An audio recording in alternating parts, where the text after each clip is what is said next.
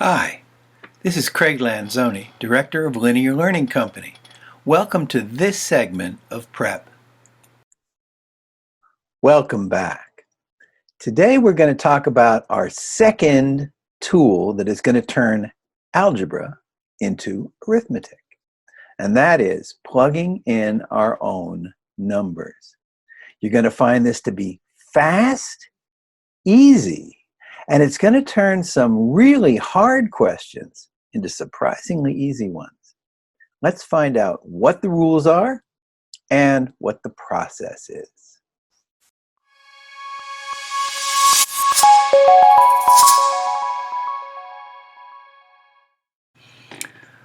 When do we plug in our own numbers? Well, first, anytime we have variables in the answer choices, we can plug in our own stuff. When we have a question where values change by fractions or percents, and they don't give us a starting value. In geometry, when we have missing values for angles or lengths, we can plug in our own numbers.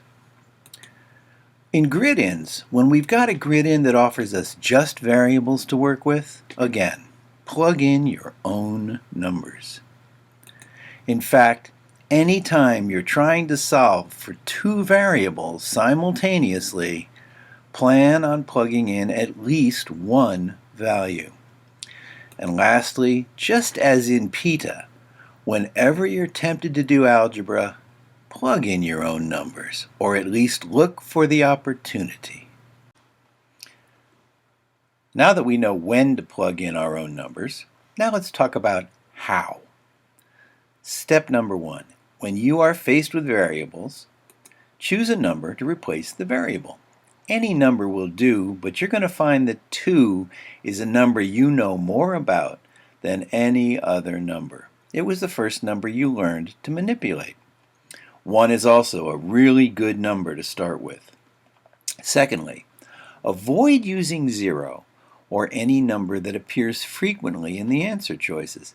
That doesn't mean the number won't work, but when we use 0, or numbers that show up frequently in the answers, it increases the possibility of more than one answer choice working, and that just creates more work for us. Now that you've chosen your number and applied it, solve the problem using your number. Next, you're going to check all the answers that don't work and eliminate them. Most of the time, guys, you're going to find 3 of the answer choices are going to disappear. However, if more than one works, change your number and retest. At this point, the imposter, if there are any, should fall out, and you should have solved this problem.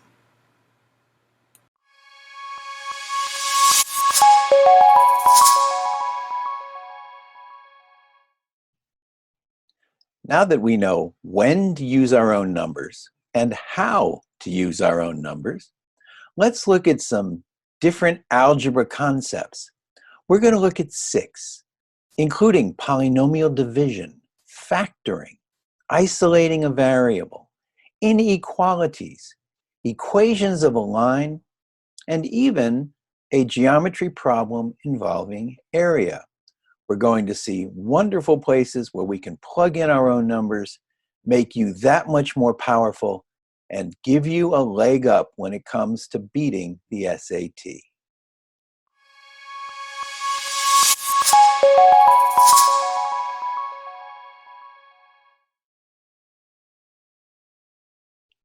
Here's our first example of plugging in your own numbers. And for this one, I want to set up a situation for you. Let's see, it's section 3, so no calculator allowed.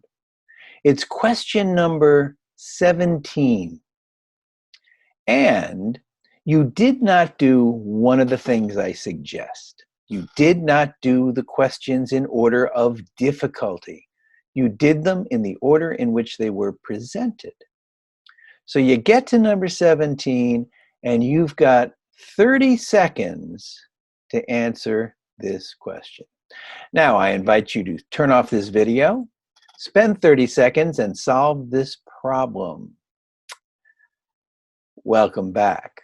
Maybe you turned it off, maybe you didn't, but most students can't solve this problem algebraically in 30 seconds. If you were given enough time to think about it, to think your way through it, maybe, but not under pressure. But notice, didn't we say one of the first things we look for is a question where we've got nothing but variables?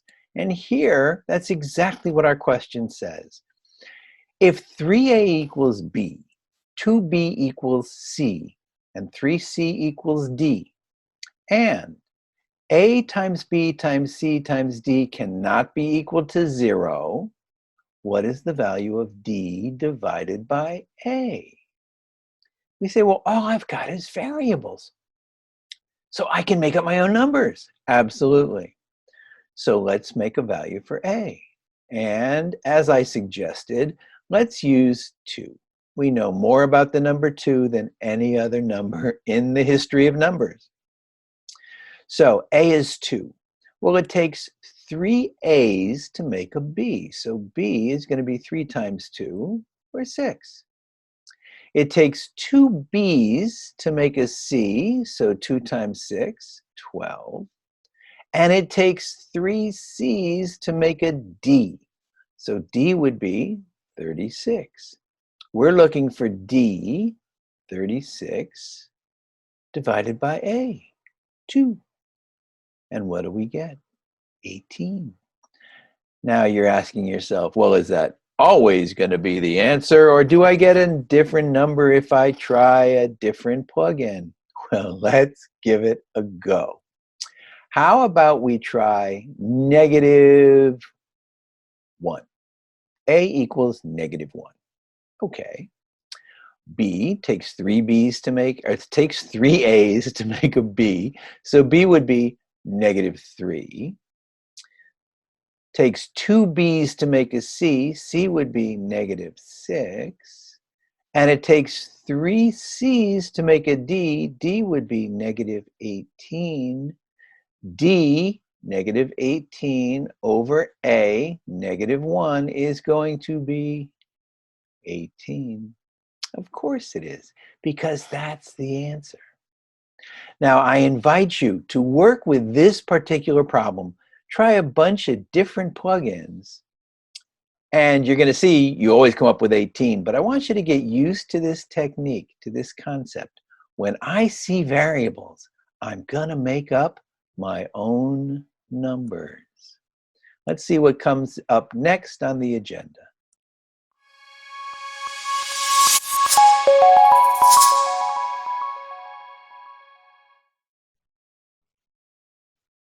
For our next trick, let's do some polynomial division. Isn't that great fun? 5x minus 2 divided by x plus 3. I don't even know where to start. And then you say, wait a minute, hold on. I see variables. I see variables. I can make up my own numbers. This time, let's make x equal to 1. Let's see what happens.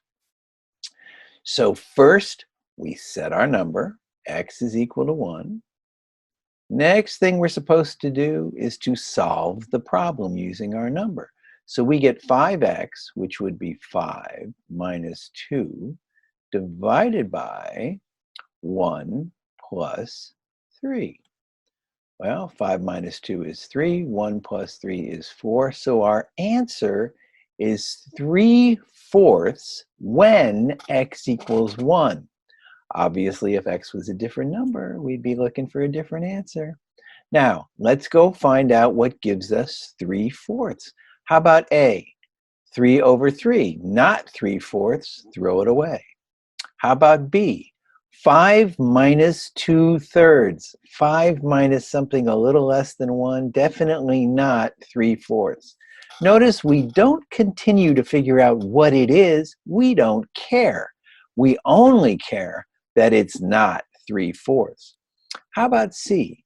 5 minus 2 over 4, 5 minus 2 over 1 plus 3, which is 4. Again, not 3/4. Answer has to be D. We're done. Color it in. Move on.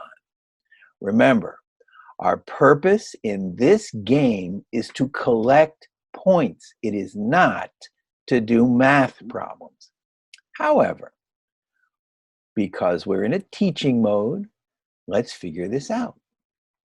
So we've got 5 minus 17 over x plus 3. X is 1, so we've got 17 over 4.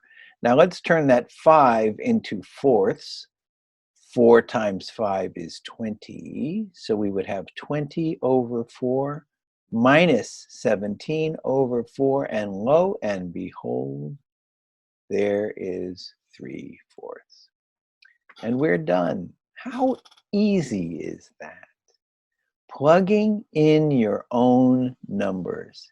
Enormously powerful, enormously profitable. This is a tool you need. You're going to love the next one.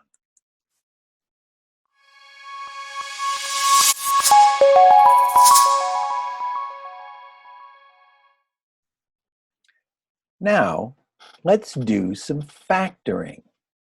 Let's see what we've got here. 9a to the 4th plus 12a squared b squared plus 4b squared is equal to one of these. And we go, oh boy.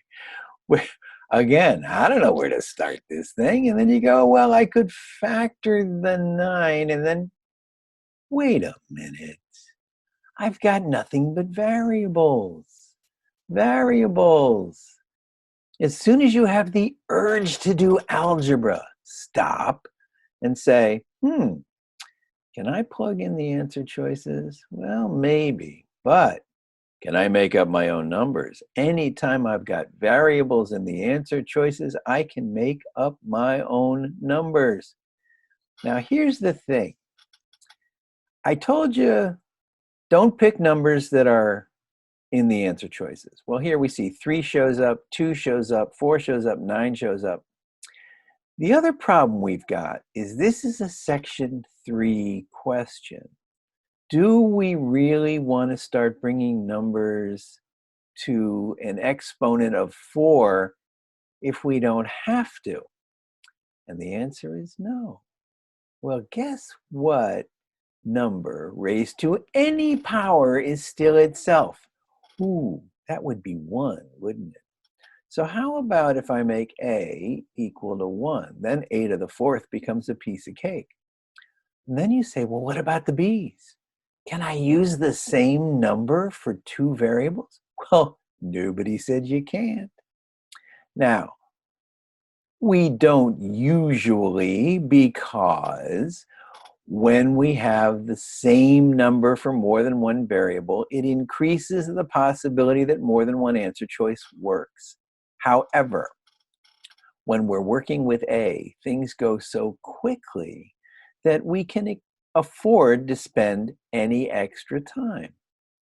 So let's make A equal to 1 and B equal to 1 and see what we get. Well, we get 9 times 1, that's going to be 9, plus 12 times 1 times 1, well, that's going to be 12, plus 4 times 1, that's going to be 4. 9 plus 12, I think that's 21, plus 4 would be 25. So we're saying, okay, when A is equal to 1 and B is equal to 1, I'm looking for 25. Let's go find it. Well, 3 times 1, that's 3, plus 2 times 1, that's 2. 3 plus 2, 5 squared.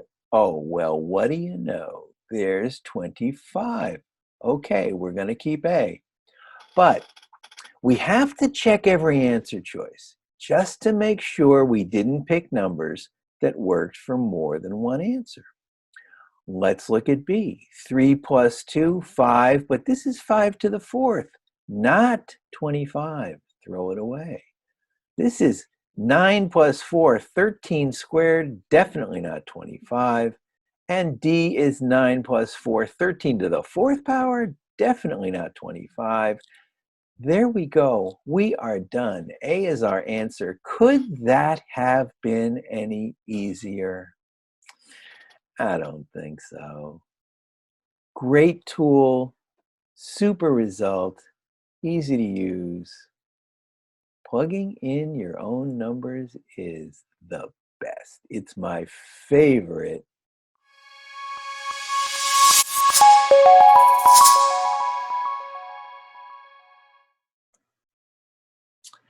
Now, what do we do when we're trying to isolate a variable?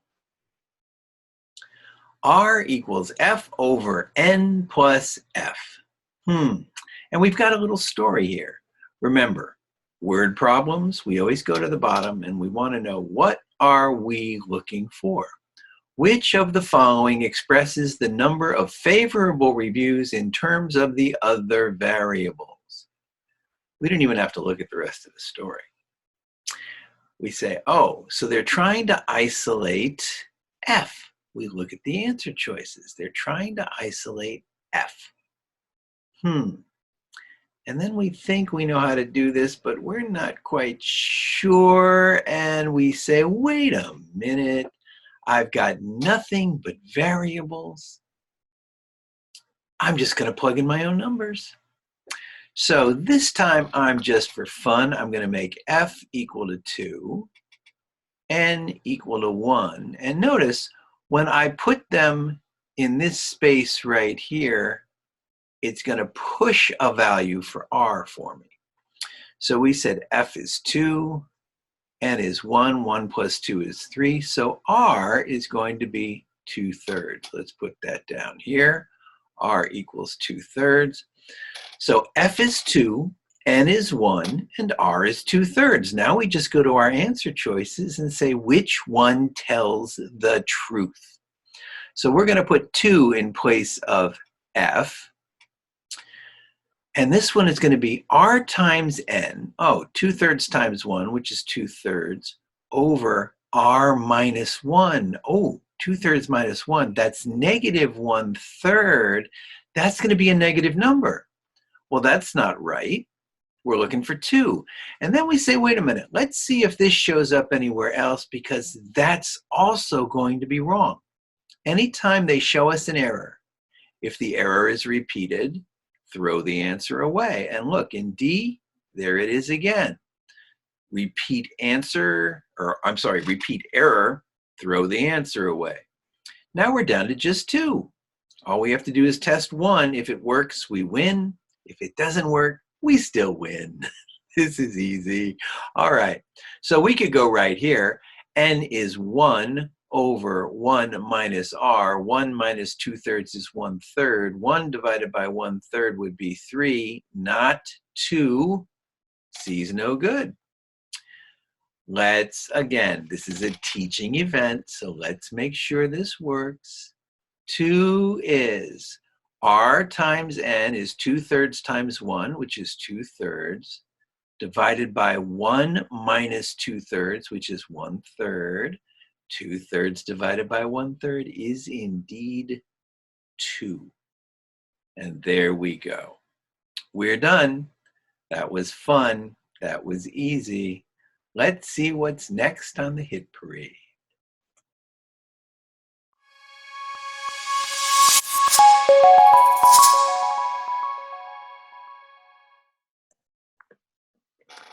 Let's try one of these with variables that are included in an inequality. And this one looks a little strange, but stop and think your way through it. It gives us a story.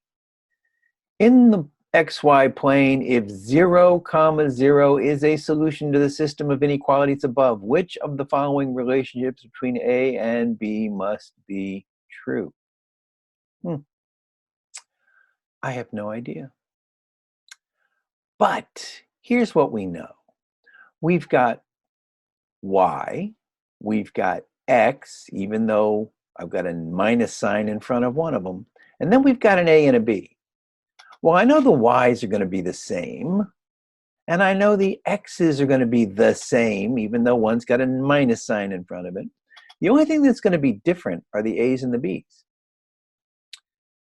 And look at the answer choices. Nothing but variables. Well, what do? Yeah, we plug in our own numbers.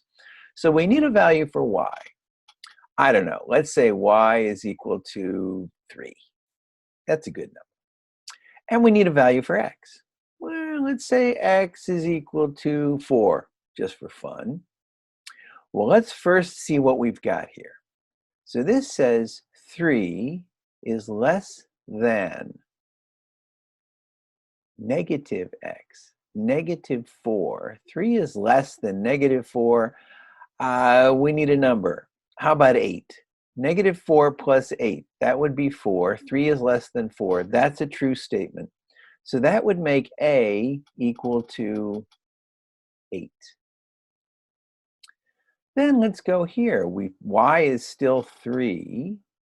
And this time 3 is bigger than x, 4, plus, I don't know, how about negative 8? Is that a true statement? 3 is greater than 4 plus negative 8. 3 is greater than negative 4. That's a true statement too.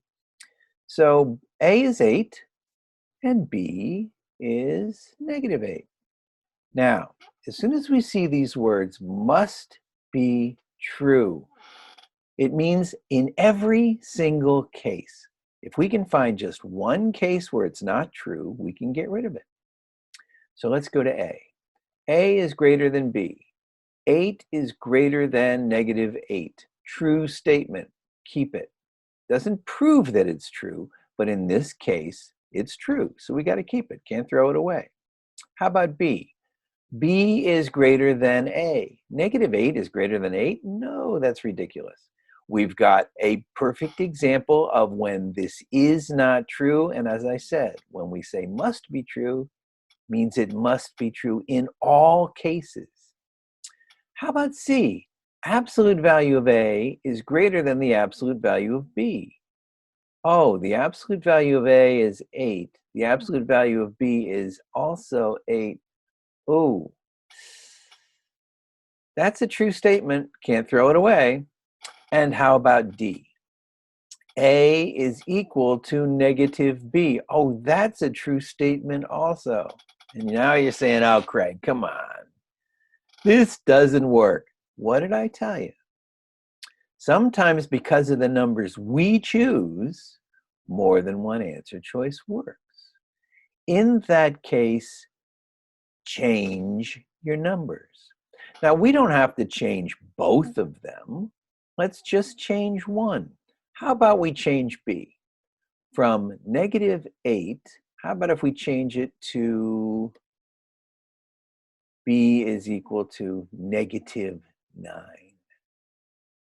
Still a true statement. Let's go back. Let's go to A.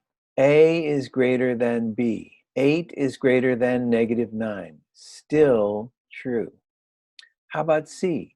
The absolute value of A is greater than the absolute value of B. Oh, 8 is greater than 9.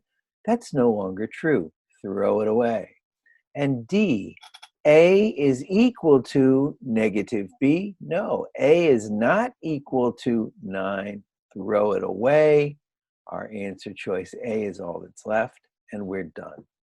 So this is an example not only of how we plug in for a bunch of variables, but also when more than one answer choice works. All we have to do is change a value, sometimes two, but we change a value, retest, and everything works out the way we want it to. That was pretty easy. Let's see what else we have in store when it comes to plugging in your own numbers.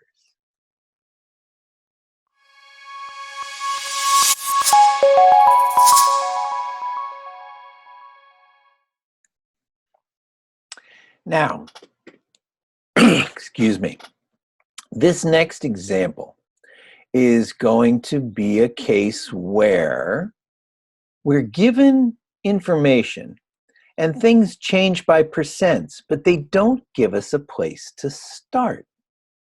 We're going to find out, oh, we can make up our own place to start and solve the problem from there. So let's give that a go and see how it works out. Okay, let's see. Which of the following represents the original price of the computer in terms of P? By the way, notice terms of P simply means P's going to be in the answer choices. Don't worry about the words in terms of P. It sounds goofy, and it actually detracts from the ease of understanding the question. But we don't worry about it. It simply means P is going to be in the answer choice. So let's go back and find out more. Alma bought a laptop computer at a store that gave a 20% discount off its original price. The total amount she paid to the cashier was P dollars. Oh, that's how much she paid. Okay. Including an 8% sales tax on the discounted price. Which of the following represents the original price of the computer in terms of P? Well, if they gave us an original price, it would have been really easy, but they didn't. But you know what? We're going to make up our own. So what do we want to use as an original price? Gee, here's the deal. When things change by percents, start with 100. Makes things really easy. Now, she bought a laptop computer at a store that gave a 20% discount off the original price. So we're going to take off 20% or 20 bucks. So the discounted price is $80. On that, we need to pay an 8% sales tax. 8% of 80 is going to be $6.40. So we will have given her $86.40. And that is going to be P, the amount of money we gave to the cashier. Oh, okay. Well, this is looking pretty easy actually, except I'm going to need a calculator. So let's pull one of those out and I'll be right back.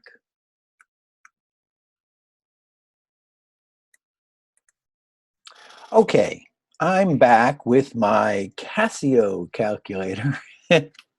Let's go to work. So we're saying which of these is going to give us 100. We're looking for 100 when P equals 8640. Well, let's look at A.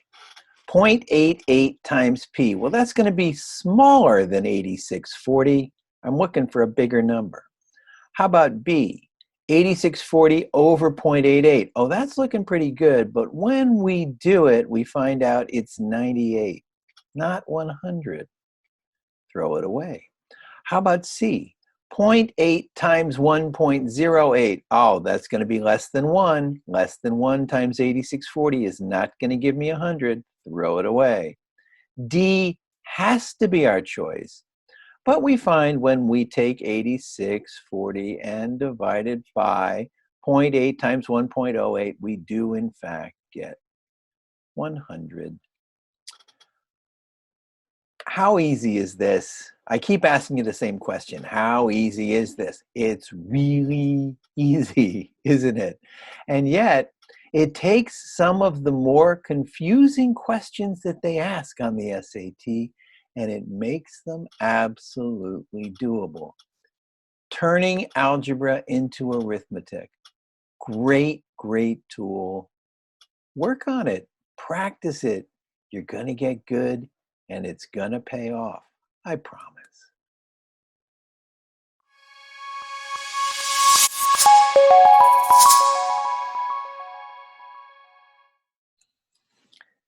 Now let's look at an XY coordinate plane question and see how plugging in our own numbers can make this easier.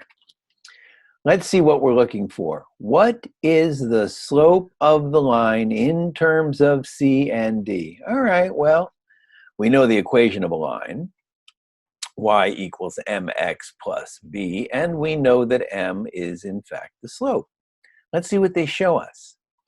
The line y equals kx plus 4, where k is a constant, is graphed in the xy plane. So they've changed things up a little bit. Y equals, instead of m, they're using the letter k. That's going to be our slope. And they've given us the value of b, which is 4.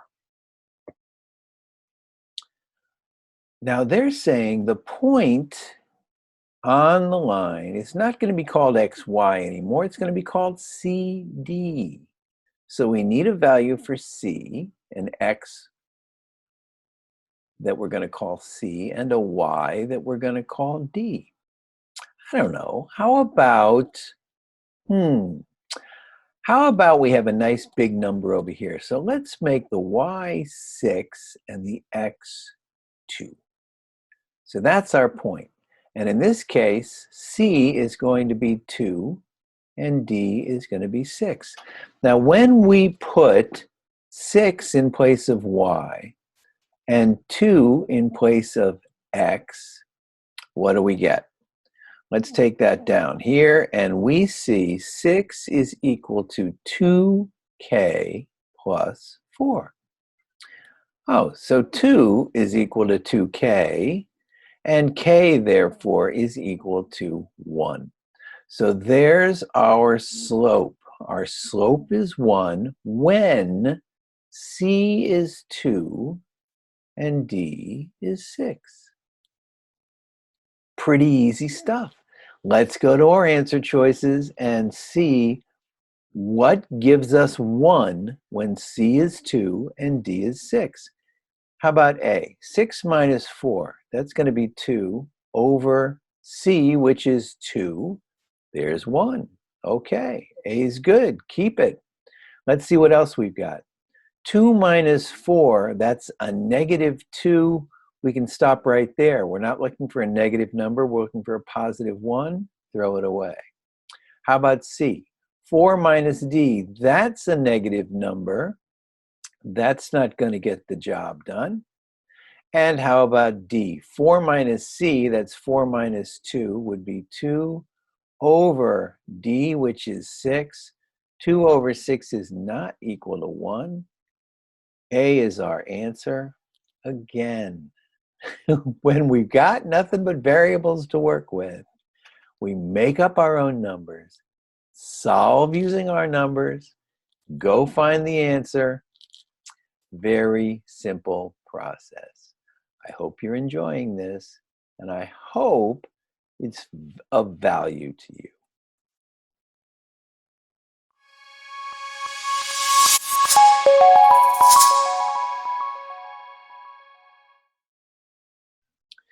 Here's our last question. We're finally coming to the end of this thing.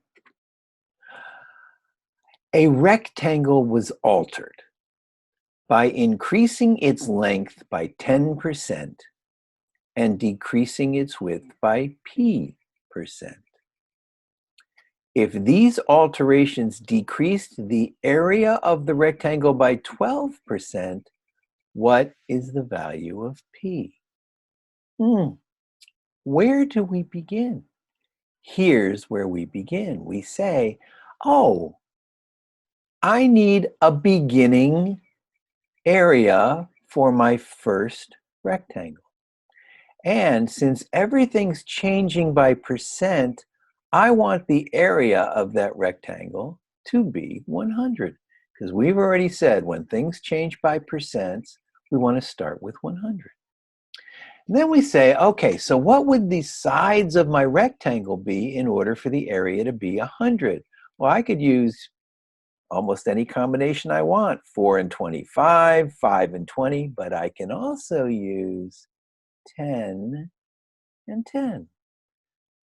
Now, everything is really easy when it comes to changes by percents. Sometimes you got to think your way through these problems a little bit in order to make it most advantageous for you. Now, let's do what it says. We're just going to follow directions. The rectangle was altered by increasing its length by 10%. Okay, we're going to increase one side by 10%. Well, 10% of 10 is 1, so we're going to increase it by 1. 10 plus 1, and that length is going to be 11. We're going to decrease it by p. We don't know what that is yet, but the alterations decrease the area of the rectangle by 12%. Well, our original area is 100. A decrease of 12% would be a decrease of 12. So the new area is going to be 88. Now we simply do some quick division. 88 divided by 11 will give us the length of this side, which is 8. But that's not our answer. Our answer is, what is the value of p? And p is, what is the decrease in its width as a percent of the original side? Oh, percent change. The original minus the new divided by the original. 10 minus 8 is 2. Over 10 is going to equal 20%. Do we have an answer choice that says 20? We certainly do. Answer choice C. And we're done. So a little creativity right here. This is the creative part, realizing that a square can also be a rectangle. But from that point forward, everything is easy. I hope that this has been valuable to you. By the way, go to your resource page. You're going to see a lot more practice for this concept. It's worth doing. The results will be fantastic.